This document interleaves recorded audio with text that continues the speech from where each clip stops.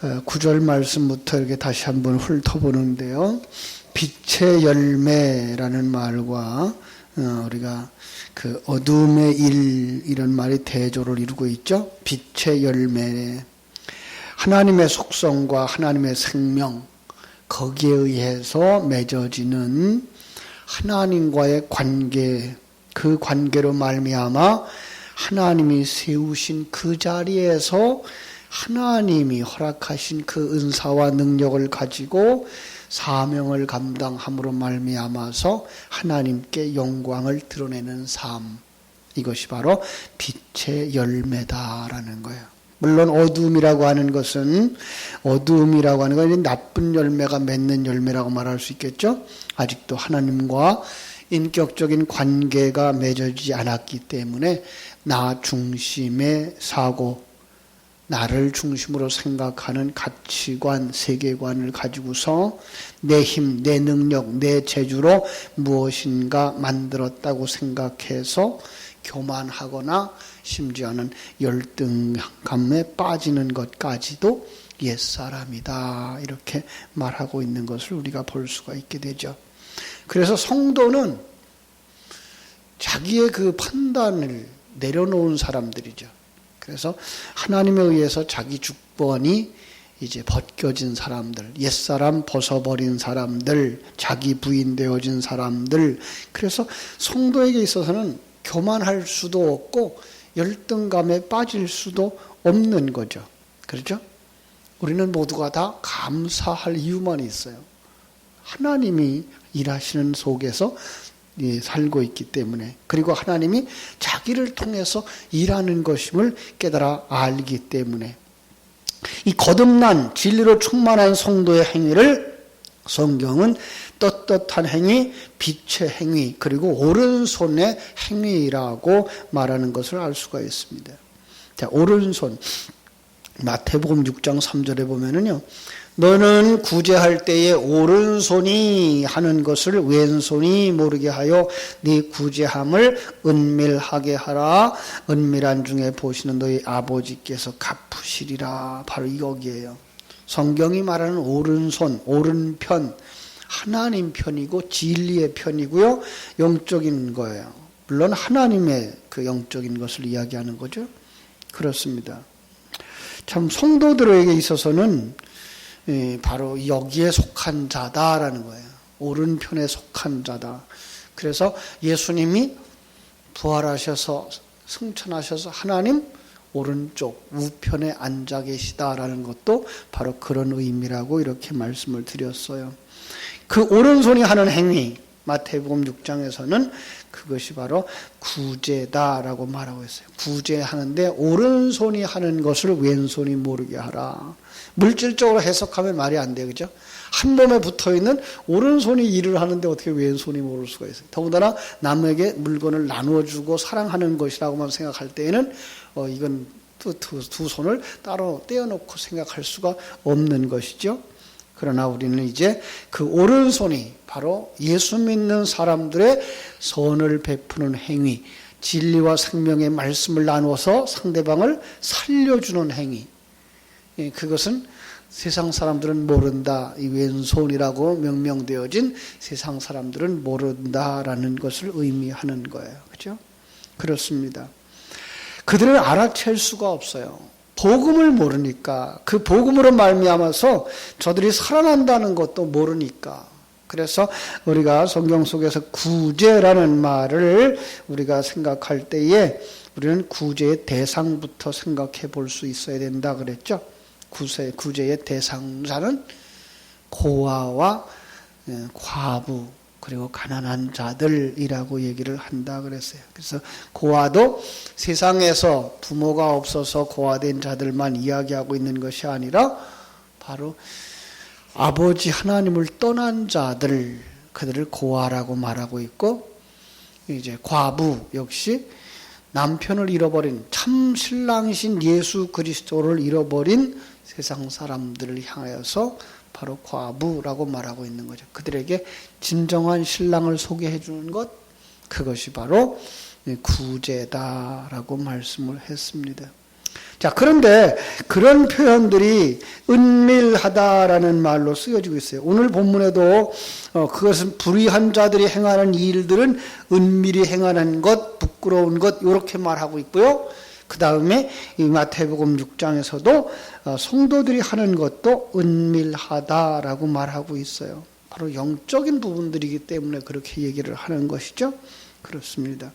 우리는 우리가 하는 일들이 다른 사람들에게 알려지지 아니한다고 할지라도, 다른 사람들이 알아주지 아니한다고 할지라도 그 일을 잘 감당하는 하나님의 사람들이 되어야 할 줄로 믿습니다. 그런데 13절에 보면 조금 어려운 해석의 말씀이 나와요. 그러나 책망을 받는 모든 것은 빛으로 드러나나 말미암아 드러나나니 드러나는 것마다 빛이니라. 어렵죠, 그죠?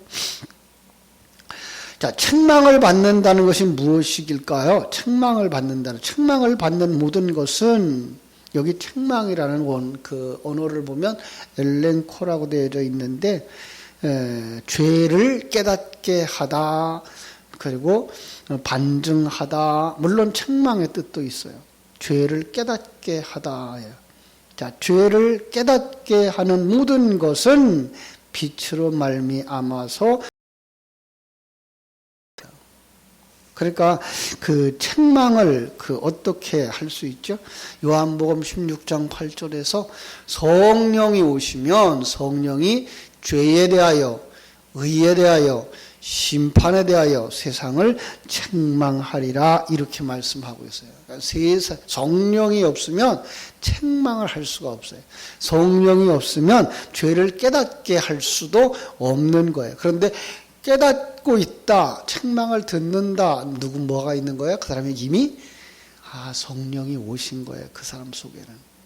바로 우리 속에 성령이 오셔서 우리를 책망하면 그는 뭐예요? 이미 빛이다라고 말씀하고 있는 거예요. 그죠? 새 사람은 새 사람이 되어지지 않으면 옛 사람의 존재를 이해할 수도 없고 옛 사람이 죄를 범하고 하나님을 떠나게 하고 자기가 주인 되어지는 그 상황을 알지도 못하는 거죠. 그냥 세상 속에서 내가 이렇게 잘났나 보다라고 생각하고 살아가는 것뿐이죠. 그런데 하나님의 빛 앞에서 성령 앞에서는 어떻게 돼요? 자기가 이런 건 아니구나가 자꾸만 드러나는 거예요. 바울 사도가 그의 생애의 마지막쯤 내려지는 시기에 로마서를 썼는데 그 로마서에서 그러죠. 오호라 나는 곤고한 사람이로다. 이 사망의 몸에서 누가 나를 건져내랴. 그는 바리새인이에요. 그죠? 유대인이에요. 율법의 그 행위로는 흠이 없는 사람이에요. 그런데 왜 여기에 그런 말이 나오죠? 아직도 내 속에 남아있는 옛사람. 그게 눈이 밝아지면 밝아질수록 더 크게 드러나는 거죠. 그래서 견딜 수가 없는 거예요. 내가 이거밖에 안 되나. 인간이 이런 거밖에 안 되는구나. 인간은 이런 것 가지고도 자랑을 삼고 이런 것 가지고도 교만할 수 있구나. 넘어지는구나. 그는 점점 더 분명하게 알아가는 거예요. 자기가 죄인인 것을, 자기가 연약한 자인 것을, 자기가 무능한 자인 것을, 자기가 작은 자인 것을 빛 앞에서 드러나게 되는 거죠. 그 사람이 뭐예요? 빛인 거예요. 이 세상의 빛, 하나님의 사람이다라고 말씀하는 거죠. 마태복음 10장 26절에서는 이렇게 말하고 있어요. 그런즉 그들을 두려워하지 말라. 감추인 것이 드러나지 않을 것이 없고 숨은 것이 알려지지 않을 것이 없느니라. 이건 마태복음 5장과 연결시켜서 너희는 세상의 빛이니까 산 위에 있는 동네가 숨기지 못할 것이라고 말하고 사람이 등불을 켜서 말 아래 두지 아니하고 등경 위에 두나니 이러므로 집안 모든 사람에게 비치느니라 라고 하는 말씀과 연결되어지는 말이죠. 너희는 세상의 빛이다요. 내 속에는 여전히 죄가 드러나고 있는데 불구하고 하나님은 우리를 향해서 뭐라 그래요? 너희는 세상의 빛이다라는 거예요. 그럼에도 불구하고 너희는 세상의 빛이다라고 말하는 거예요. 그런데 너희는 지금 말 아래 있기 때문에 그렇다요. 그 말이라고 하는 말이 뭐죠? 말. 옛날에 이렇게 별을 담고 쌀을 담을 때 그 5배가 들어가는 그 10리터짜리죠. 말. 그 말 아래. 그러면 뭐예요? 그 말 안에 들어가면 빛이 전혀 드러날 수가 없는 거죠. 지금 그런 형편이라는 거예요. 그런데 그건 반드시 드러나기 위해서 거기다 뒀다라고 말씀하는 거예요. 여기서 말하는 말은 뭘까요? 우리의 육체예요. 세상이에요. 시간과 공간 세계예요. 율법 세계예요. 그죠? 거기서 반드시 드러날 거다. 누가 드러나게 하실 거예요? 하나님이. 예. 하나님이 여러분들을 드러내서 하나님의 사람인 것을, 하나님의 생명을 가진 자인 것을, 세상과 다른 가치관을 가지고 살아가는 사람인 것을 드러나게 하신대요. 언제쯤 그럴까요? 하나님께서 정하신 시간이 있겠죠? 하나님 정하신 때가 있겠죠? 마침내 집안 사람들에게 비친다라고 말하고 있어요. 여러분들 속에 있는 그 진리의 삶이 마침내 여러분들의 자녀들에게, 여러분의 다음 세대들에게 비춰져서 아, 신앙이란 이런 것이었구나. 우리 부모님의 신앙은 이런 것이었구나. 그리로 돌아오게 된다는 거예요. 여러분, 지금 자녀들이 거기까지 오지 못했다고 해서 여러분 실망하거나 여러분들이 포기하면 안 돼요. 여러분들은 여전히 하나님의 사람으로 빛의 역할을 잘 감당하면서 살아가야 할 줄로 믿습니다. 그래서 15절은 그렇게 말하죠. 그런즉 너희가 어떻게 행할지를 자세히 주의하여 지혜 없는 자같이 하지 말고 오직 지혜 있는 자같이 하여서 세월을 아끼라. 때가 악하니라. 이렇게 말씀하고 있어요. 그죠? 그렇습니다. 우리는 세상의 빛으로서의 삶을 살아야 돼요. 그 일을 하기 위해서 어떻게 될까요? 일어나야 됩니다. 우리가 이제 그 어둠에서부터 일어나야 되고 세상적 가치관에서부터 일어나야 되고, 네. 일어나라 그러면 생각나는 게 있죠. 사도행전 3장에서 안준뱅이, 그죠? 성전 미문에 앉아서 구걸하고 있는 그에게 다가가서 은과 금은 내게 없거니와 내게 있는 건 내게 주노니 나사렛 예수의 이름으로 일어나 걸으라. 아주 쉬운 얘기라 말하면 그 땅에 머물러 있는 안진뱅이야 이제 땅에서부터 나와 라고 말하는 거죠. 세상 가치관에 묶여있는 사람아 이제 거기서부터 나와. 그래서 하나님의 가치관을 가지고 하나님의 관점을 가지고 바라보고 그리고 살아 이렇게 말하는 거죠.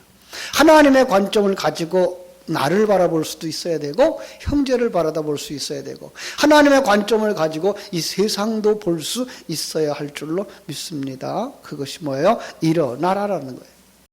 그 말은 이사야서 60장에서 또 사용되어진 것을 볼 수가 있는데요. 이사야서 60장 1절로 3절에 보면 일어나 빛을 발하라. 이는 내 빛이 이르렀고 여호와의 영광이 내 위에 임하였음이니라. 보라 어둠이 땅을 덮을 것이며 캄캄함이 만민을 가리우려니와 오직 여호와께서 내 위에 임하실 것이며 그 영광이 내 위에 나타나리니 열방은 내 빛으로 열왕은 비추는 네 광명으로 나오리라 라고 말씀하는 거예요. 일어나야 되죠. 이제 우리는 하나님의 백성들이니까 세상의 흔들림에 흔들리지 말고 풍랑이 있는 바다 위에서 그 풍랑만 바라보지 말고 그 풍랑을 지배하고 다스리고 풍랑 위를 걸어오시는 예수님을 바라볼 수 있어야 되죠. 우리는 빛이니까. 우리는 하나님의 자녀니까. 그죠? 그래서 이사야서 41장에서는 그렇게 말씀하시죠. 두려워하지 마라. 내가 너와 함께 하잖아. 놀라지 마라. 나는 네 하나님이 되잖아. 내가 너를 굳세게 해줄게. 참으로 너를 도와줄게. 참으로 나의 의로운 손이 너를 붙들고 있잖아. 라고 말씀하시는 거죠. 이 시대를 살아가는 우리가 바로 이 말씀을 내게 주시는 말씀으로 듣고 그 자리에서 일어나야 되고 그 자리에서 든든하게 서서 흔들림이 없는 두려움이 없는 그리고 하나님을 찬송할 수 있는 사람들이 되어져야 할 줄로 믿습니다. 그렇게 될 때에 정말로 열방이 내 빛으로 그죠? 진리 가운데로 예수 생명 가운데로 나올 것이며 그죠? 세계 만민이 여러분들이 가지고 있는 그 신앙 속으로 나오게 되리라고 말씀하고 있는 것입니다. 그래서 15절에 말한 것처럼 지혜 없는 자같이 하지 말고 지혜 있는 자같이 해야 되는 것입니다. 우리는 지혜를 가진 자들입니다. 하나님의 생명을 가진 자들입니다. 무엇이 인생이고 무엇이 역사고 무엇이 세상인지를 아는 자들, 그 지혜 가진 자들입니다. 하나님의 생명을 가진 자들입니다.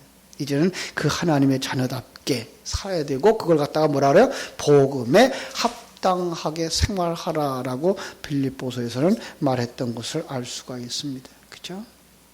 자, 사랑하는 여러분, 우리는 빛입니다.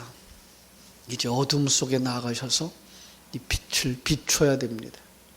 풍랑이는 파도 속에 나가서 우리는 든든히 그 파도를 딛고 일어서야 되고요. 방주와 함께 그 바다 위를, 저주의 바다 위를, 풍랑이는 바다 위를 떠올라서 하나님이 이끄시는 곳까지 가야 될 줄로 믿습니다. 오늘도 하나님이 허락하신 그 환경 속에서 나는 빛이다라고 하는 것 잊지 마시고 빛의 열매를 맺기 위하여서 여러분들 속에 빛을 되새김질하고 그리고 강하고 담대한 자로 어리석은 자가 되지 말고 지혜로운 자가 되어져서 지혜롭게 살아갈므로 말미암아 다음 세대의 축복의 통로들이 다 되어지기를 주님의 이름으로 축원합니다. 기도하겠습니다. 하나님 우리 아버지 감사하고 감사합니다. 저희들 세상의 빛 만들어 주심을 감사드립니다. 그런데도 불구하고 우리가 말 아래에 있어서 아직도 빛의 역할을 감당하고 있지 못하다만 아버지 하나님 우리의 빛을 더 밝게 하여 주시고 말을 치워주시고 질그릇을 깨뜨려 주셔서 우리 속에 있는 빛이 이제 일어나 빛을 발할 수 있게 하여 주시고 진리의 나팔을 불 수 있도록 축복하여 주시기를 원합니다.